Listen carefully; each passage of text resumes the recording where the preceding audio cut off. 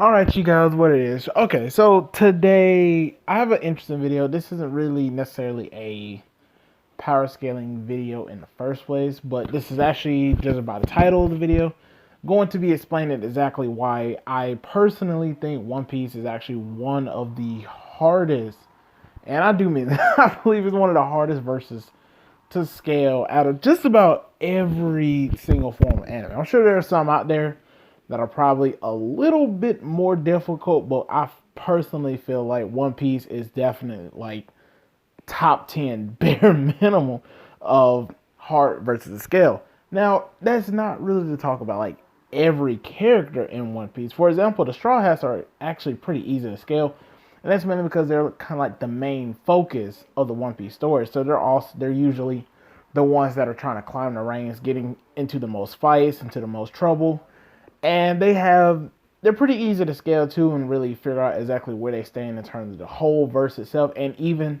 in certain cases it's pretty easy to actually understand outside of the verse as well, like where they stand. The most notable ones being, of course, people like Zoro and Luffy. Like I said, such as, you know what I'm saying, a lot of people judge Luffy's strength off of his fight with Doflamingo or the Fishman Island Park with the boat that was the size of it. Even though he didn't destroy it all, you know, he clearly, by the time he fought Doflamingo, would be much stronger than that.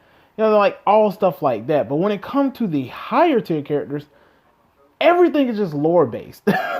Like, you know that this character is strong because of their lore, but how strong are they? The main one that I'm focusing on, or at least one of them anyway, is Mihawk, my actual favorite character in the One Piece story overall. He is extremely hard to scale because really the only fight we really seen him in, of course, was when he fought against Zoro. That was when we actually got the introduction to Mihawk and all that stuff, and he fought Zoro using pretty much a pocket knife. Like, I mean, it was pretty disrespectful. I think that's like the bare minimum point that I'm trying to get across. But we got to see him fight against Zoro in that fight. But at the time, of course, Mihawk being the world's strongest swordsman, and of course Zoro wanted to become that, it was meant to show exactly the power gap between them, showing how far they need to go. And of course, in that fight, Zoro got completely obliterated. And even after the 2 year time skip and them going through more battles and stuff, the difference is still clearly shown to be much greater between them. But it's not even just situations like that. It's also, when I say lore based, outside of that, and of course his feats at Marineford, we really don't know anything else about him. We know that he's also fought against Red Hair Shanks, another character that pretty much is completely featless, even though it's heavily implied and extremely suggested that he is actually one of the strongest people in the verse. It's really so damn difficult, and it's pretty nerve wracking. I mean, this guy is extremely, at least, capable in terms of his lore.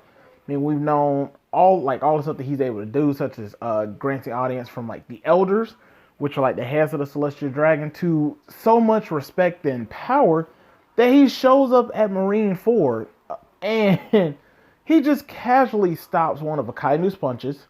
Now, of course, I'm sure he was using Haki. I mean, but this is before we even knew that Haki was a thing. It was name dropped a few times, but we had no idea exactly what Haki was.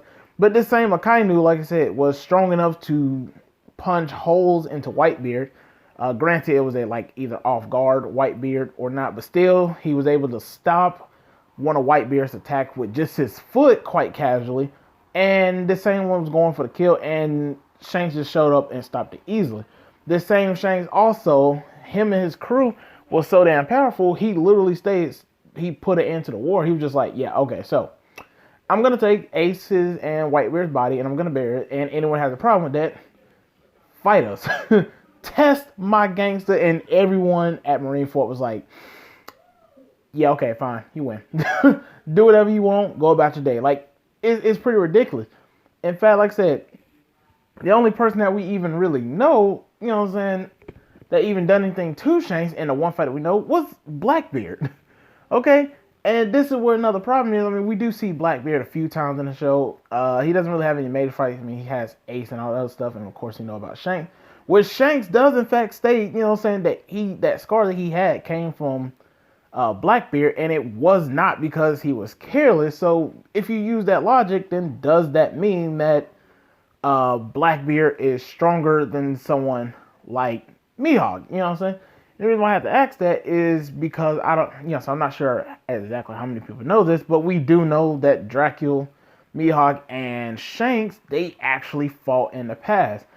And neither one of them has a scar on the other, but Shanks said he got a scar from Blackbeard, and he went out his way to warn Blackbeard about, or warn Whitebeard about Blackbeard. So does that mean that by scaling Blackbeard wins? We just don't really know. Another situation that I have are the four Yonkos. Now they're supposed to be seen as the four strongest pirates, but we just don't. You know what I'm saying? That title is kind of weird. It's really iffy because it's not purely based off of exactly how powerful these four are by themselves, if that makes any sense. What you know what I'm saying? Like, it's not simply, oh, Shanks is extremely powerful, so he's automatically a Yonko. I mean, we seen Blackbeard, he stole Whitebeard's fruit, Devil Fruit, and had his powers, and fought at Marineford against Sengoku and all that stuff, and he wasn't considered a Yonko until years later. So, is to become a Yonko, just because you're strong don't mean anything. It's also based off of things such as territory and, like, power and stuff like that. So, yes, being strong, you need to be able to command it, but at the same time, you have to have power such as the fact of, like, power and territories like Big Mom's Totland or Kaido Wano and all this stuff. And you also need to possess a pretty powerful and dominant crew, such as the Whitebeard Pirates, who of course had their division commanders and all this stuff, like Marco and Ace and all. Like, it's also reliant on them. It's not just purely, like, even though Whitebeard was stated to be the strongest man in the world, and I'm assuming they mean that, of course, either with Roger being in the picture or without. Point being, he's blatantly stated to be the strongest man in the world, but even then, he could clearly go toe-to-toe with other characters like the Marines, but because it's not based off of just his power alone. Same thing with Big Mom, you know what I'm saying? She has her sweet generals, such as, you know what I'm saying, such as Katakuri. You know what I'm saying? So it's not just purely how powerful the Yonko themselves are, like Big Mom, Kaido, Shanks, or Blackbeard. Like, it's not just simply, I am extremely powerful, I possess a huge amount of power, so I'm automatically a Yonko. Is pretty much based off of, as well, is so many factors. You know what I'm saying? You need to have your commanders being powerful, you need to have your territory, you need to have a large amount of territory. Everything is also dependent on that. The nail in the coffin, in my opinion, is in the recent chapters, you have someone like Gold D. Roger, who is stated, you know what I'm saying? He's the king of the pirates. So, by logic, you know what I'm saying, the thing that comes to your mind, you know what I'm saying, would mean that he was the strongest pirate. But we come to later find out, as story progresses, it's not so much that he was the strongest pirate per se, is really more on the fact that he had a greater crew. Such as the fact that actually, like, the Rocks pirates, who is basically just under this guy named Rocks, who possess a young Kaido, Big Mom, and Whitebeard and all that stuff. 3 of the Yonkos stuff at the time. Well, they weren't Yonkos yet, but you know what I'm saying, were able to literally, they were actually one of the closest ones to getting to, like, the One Piece and all that other stuff. And they were extremely powerful force, so powerful, in fact, that Roger could not defeat the Rocks pirate on his own. You know what I'm saying? He actually needed help from Garp and Sengoku.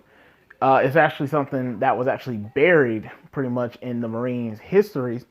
But it's also the same reason why Garp and, like, Sengoku stuff have their titles and why Garp is called the hero and all that stuff.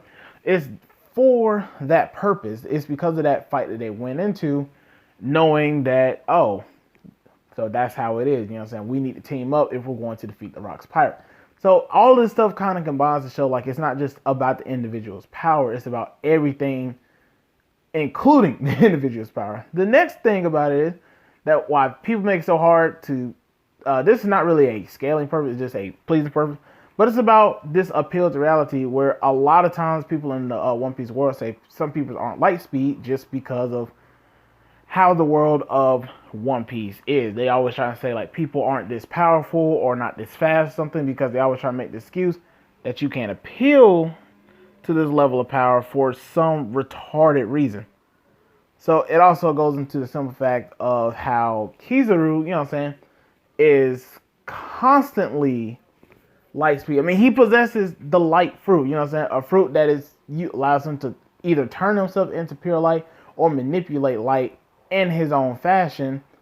And yet, for some ridiculous, odd reason, you know what I'm saying? Even everyone, even the One Piece community people themselves will, for whatever reason, constantly say characters aren't light speed, even though not Kizaru is blatantly stated in the manga itself. I mean, when he first fights and meets with Basil Hawkins and all this stuff, and he literally he looks at, and honestly, one of my favorite lines in One Piece.